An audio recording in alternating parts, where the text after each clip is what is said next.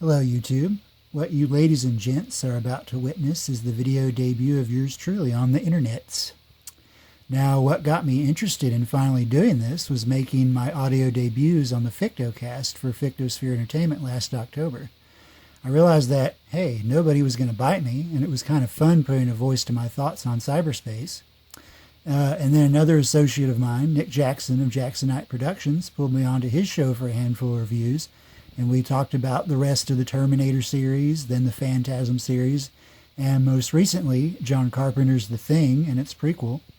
So after some thinking, I started wanting to go through my DVD and Blu-ray collection, and here we are. As you can see, first up we have Godzilla 2000. This is one of the older DVDs in my collection. I believe I picked this up, or my mom bought it for me sometime around 2004 because that's when I got my first DVD player. I think we were at Target. I saw this on the shelf, and I was at a period in my life where I was thinking about getting back into Godzilla because he had been put on the bench, so to speak, because I thought I was getting too old for those kind of things. Power Rangers suffered a kind of the same fate. But anyway, thankfully I reconsidered and we got this. It would be a few years before I started watching the movies properly again, but for a little while anyway, this was one of the ones I had, and I'm glad because I do prefer the American cut of this movie. There's the spine and the back. I'm sure a lot of Godzilla fans actually probably had this in their collection because it was one of the only ones we could get for a little while.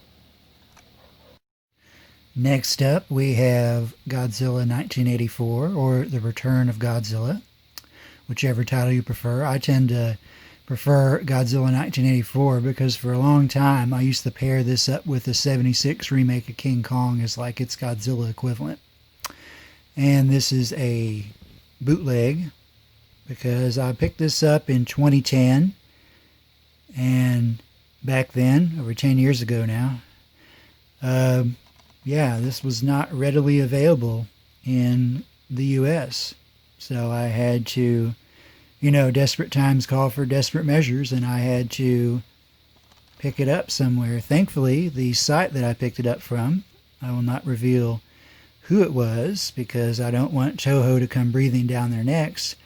But the site I picked this up from, they are a quality site, and yeah, they still produce quality items to this day. Next up is Godzilla vs. Biollante, also from the same site. And I would just like to point out that these are DVD-Rs. If you've never seen those before, they have a purple back. What the DVD player reads is purple instead of clear like most discs. So yeah, he basically takes the Japanese releases and then he slaps the content onto a DVD-R and then puts them out for our use here in the States. I gotta be honest, I'm not the biggest fan of Godzilla vs. Biollante. It just hasn't hit me yet the same way it has most everybody else. I'm not saying that it's a bad movie. I just don't know if I completely understand the hype yet. But, I keep on trying to give it at least 1 or 2 watches a year and see if it eventually sinks in. Next up, we have Godzilla vs. King Ghidorah and Godzilla vs. Mothra, both the Heisei movies. These were my first 2 Heisei films. And one of them has held up, and the other one I'm kind of indifferent to now. It happens to unfortunately be this one right here. I don't have the same problems with it that it seems like the fandom now does, but I don't know. It just doesn't excite me as much as it used to. But I wouldn't say it's a bad movie. It's just that there's other films in the series that I like. And you do need it continuity-wise for probably my second favorite, or probably my favorite out of the Heisei series. But we'll get there in a second. This one, on the other hand, has held up, which is funny because this has always been, it seems like, one of the more heavily criticized Heisei films. and I've heard the criticisms. I kind of see where they're coming from, but as a whole, I still think this film is quite enjoyable on its own. Moving right along, this happens to be my favorite of the Heisei films. I have a very vague memory of watching this whenever I was playing with one of those little play sets that had all these little miniature figures inside of a Godzilla head. I forgot which company did that. Probably Trend Masters. That's who it was. I was trying to remember. I have a vague memory at watching this. It was on in the background whenever I was playing with one of those. And then it came on again sometime later around that period whenever I was trying to get back into Godzilla. Unfortunately, my dad's snickering at the start kind of killed that. So I didn't get to see it again properly without interruption until I got this copy from the bootlegger. And it's stuck with me and has been a favorite ever since. I wish I had seen it more as a kid.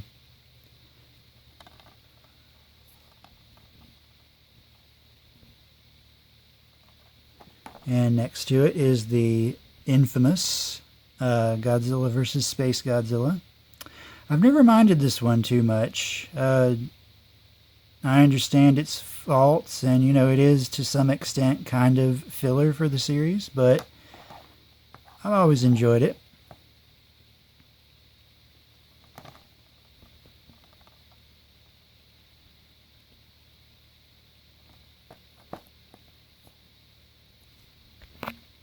And then up next we have Godzilla vs. Destoroyah, which is, for some G fans, probably one of their absolute favorites, if not their favorite.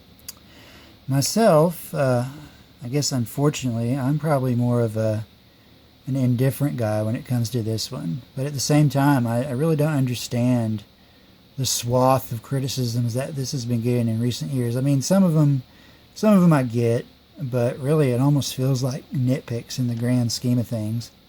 But yeah, I've never hated this one, but never been absolutely in love with it either. And over here I have the Japanese cut of Godzilla 2000, which I picked up from that same bootlegger, and I actually have their watermark covered up so that you don't know who they are. I tend to agree with Adam Noyes of AM Productions that the Japanese cut of this film is pretty much like a work print or a rough cut.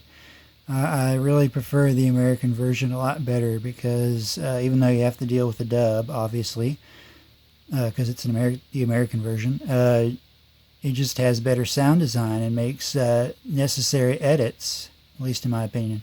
And I have this after all the Heisei films over there because even though there's some technical things that don't really line up, I like to pretend that this is like the 8th film in the Heisei series and that the Millennium Godzilla, at least in this film, is Junior. That's my own little headcanon there. And there's the back. And there's the spine. And next up we have the rather obnoxiously titled Godzilla, Mothra, and King Ghidorah, Giant Monsters All Out Attack, or more famously known as GMK. I had this after the other ones I just did because of similar packaging.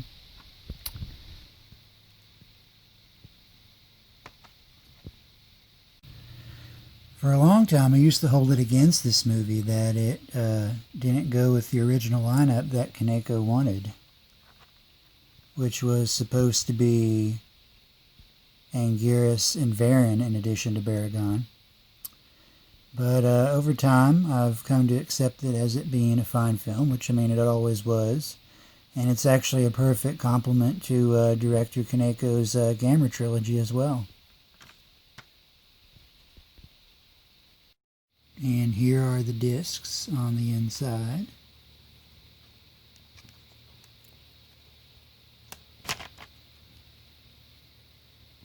And I also want to point out that even though I said I held it against the movie, it was really more of a nitpick more than anything, because this has always been actually one of the best films in the series, if we're being honest. And there is the big kahuna. the big O 50th. And probably undoubtedly one of the most polarizing films in the series, which, to be fair, since how there's about to be 36 of these, it's probably a bunch, but still. Yeah, lots of love it or hate it's out there. Although I tend to just be kind of, I like it. I have some problems with it, but yeah, I don't think there's much reason outside of lots of nitpicks to hate this movie. And the spine. The back. Very exciting, I know. What is more exciting, though, are the discs on the inside here.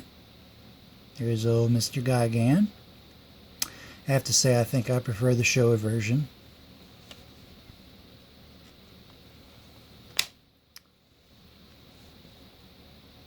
And the other two discs. I actually had to put this in a case of my own because the other one wasn't exactly quality. So, yeah, there you go. And here is the start of the infamous Rebirth of Mothra trilogy, or according to this release, just called Mothra or Musura. The spine. And the back.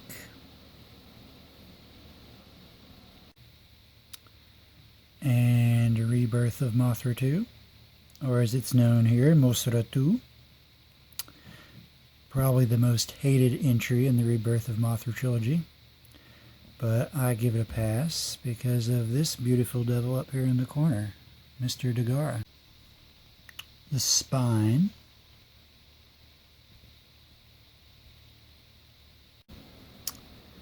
And the back. And finally we have Mothra 3, or as we know it better, Rebirth of Mothra 3, with probably my favorite design for King Ghidorah, Grand King Ghidorah over there. And then we got the spine again. And the back.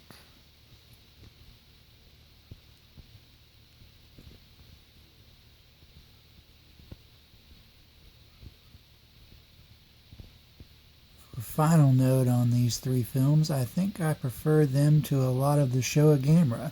So put that in your pipe and smoke it. And here we have the star of the Tezuka trilogy, as I like to call it. Godzilla vs. Megaguirus, which is one that I tend to defend a lot. As I've said with the other ones here, I understand people's criticisms, but none of those have ever really impacted my enjoyment of this one. And the spine. If you'll notice, there's a red tab up there, which the Rebirth movies also had. And the back.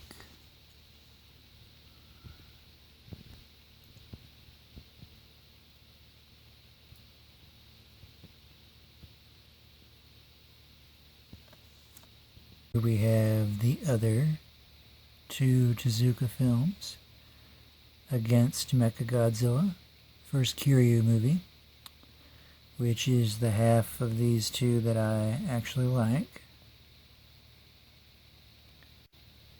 And Tokyo SOS, which I find to be the most redundant Godzilla movie ever made, despite the fact that this is where the resolution for Kiryu happens.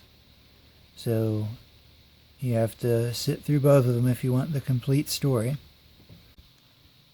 The spine for Against Mechagodzilla.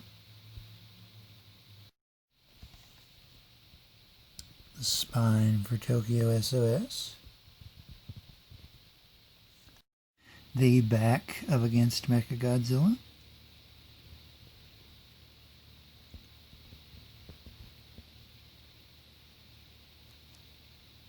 And the back of Tokyo SOS.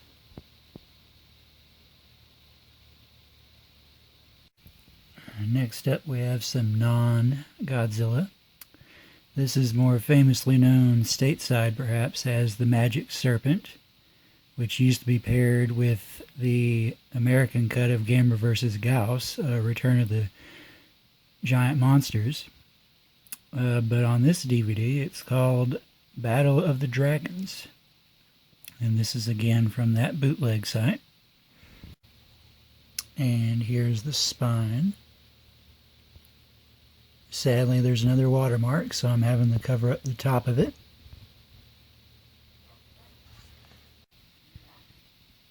And the back. This is definitely one that I think needs a stateside release. I don't know if it'll ever get one, but it'd be nice to have. And here we have Gorath, probably in my opinion one of Ishiro Honda's best films, or at least one that needs to be seen more. The spine.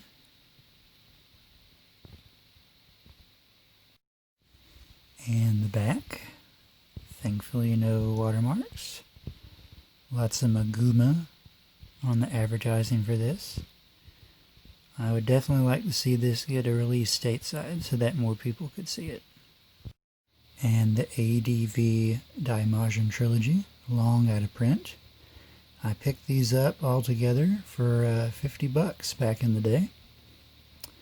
And as some of you may know, the second and third films are mistitled. The second one is supposed to be Return of Daimajin, and the third is supposed to be Wrath of Daimajin, but they flipped them. But no biggie to me. Here's the front for Daimajin.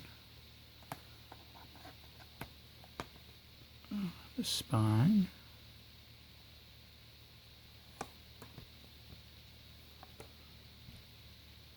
The back.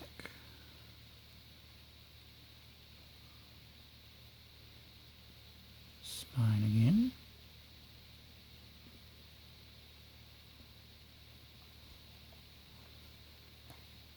Second film.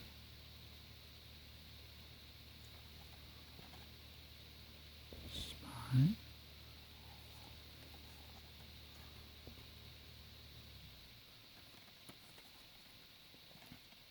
Then the back. You know, for whatever reason, I think the second one is probably my favorite. Even though all three of these movies are basically the same. There's something about the water and island aesthetic of this one that I really like. And the last one.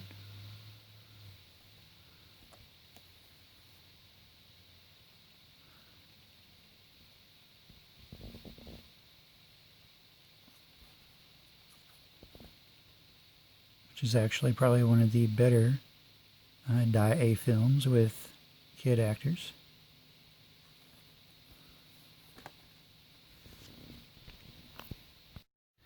And here we have some more ADV releases, also long out of print, but nobody has picked these up because, as everybody knows probably, the Daimajin movies got picked up by Mill Creek and got a pretty snazzy Blu-ray release.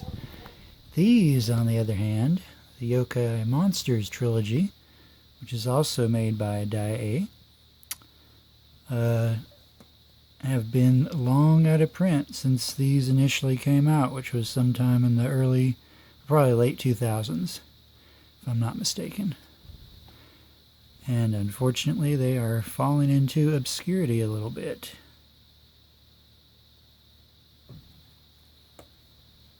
This one's the first one, Spook Warfare.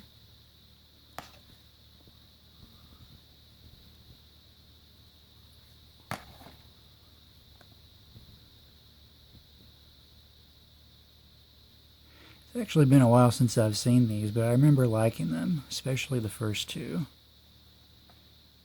If you're a Daimajin fan, this is pretty much the same concept, but instead of a god possessing a statue and claiming revenge or taking revenge, it's a bunch of spirit monsters from Japanese folklore. There was a newer movie, which was also in my collection, I'll get to it eventually, The Great Yokai War. And that was announced to begin a sequel.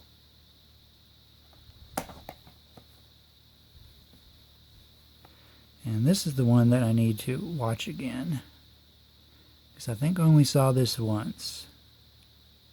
So it's time for a revisiting.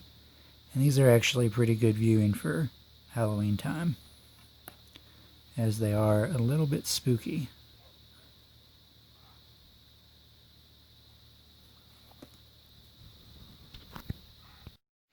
Alright guys, we're in the final round here. We're going to start getting into my Tokyo Shock Media Blasters releases. And this here is the Mysterians, which I've only seen a couple times, I do believe.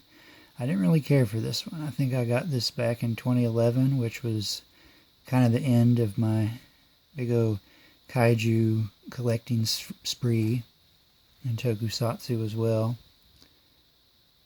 But it's actually a good thing that I got these releases when I did, because they are now pretty pricey, and even when they come back in stock, the prices aren't super cheap.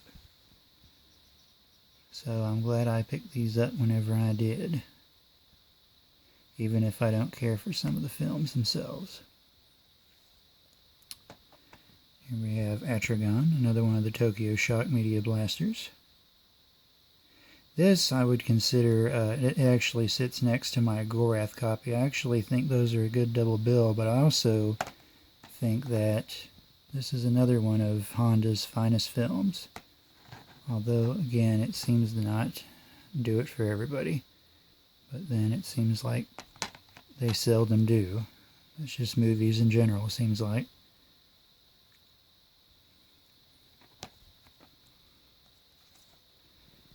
Varan the Unbelievable. You can see there with the light shining, there's a little bit of an air bubble going on there, especially up top. I have to say, I really don't care for this movie at all. There's some really nice effects by Eiji Tsuburaya, but this was definitely not necessary. And although Varan isn't a bad creature design, I can't say I'm surprised that he never really saw a revival, and he missed his opportunities to get said revival, I should say. And Dogora. Not too bad. It has the same problem that the H-Man does, in that it's clear that Honda really wanted to make a diamond heist movie with no kaiju, but I'm sure Tanaka had something to do with the reason why there was some, or one I should say. Atragon, Gorath, those movies all seem to have the same problem, in that they really don't need a monster, but monsters are what was selling at the time. You know, the 1960s kaiju boom, so there you go. And this is another one from that bootlegger that snuck in there. Thankfully there's no watermark that I have to block out, thank God. But yeah, another one from him, one of the older releases that also has the American poster, because the American version is on this copy as well. And then Latitude Zero, another one of the Media Blasters releases. Actually one of their last ones, I do believe, before they had the whole Godzilla vs. Megalon and Destroy All Monsters debacle. Another credit to Adam Noyce of AN Productions is that he said that this and King Kong Escapes are actually a pretty good double bill. And I have to say I agree with that sentiment. And with that being said, guys, I think that'll about do it for this video. That was a whole shelf's worth. And the plan going forward is to do a video for each shelf. And next go around we'll probably have some of those old MGM Midnight Madness releases. and then some horror and sci-fi, and probably a couple of surprises that you're going to be wondering what are they doing on the same shelf as the rest of these, but I'll try and explain whenever we get there. In the meantime, I'm going to be working out the kinks of my channel and updating the info and whatnot. And in the meantime, you can also see me over on Jacksonite Productions. I'm going to be part of Nick's Kaiju Binge. And more immediately, on Friday, I'll be joining Daikaiju SpaceZilla for a review of Earth vs. the Spider. Not the original 50s film, but the 2001 release with Stan Winston effects. And you can also find my writings over on the Fictosphere.com. And we'll see y'all later. Please like, share, and subscribe.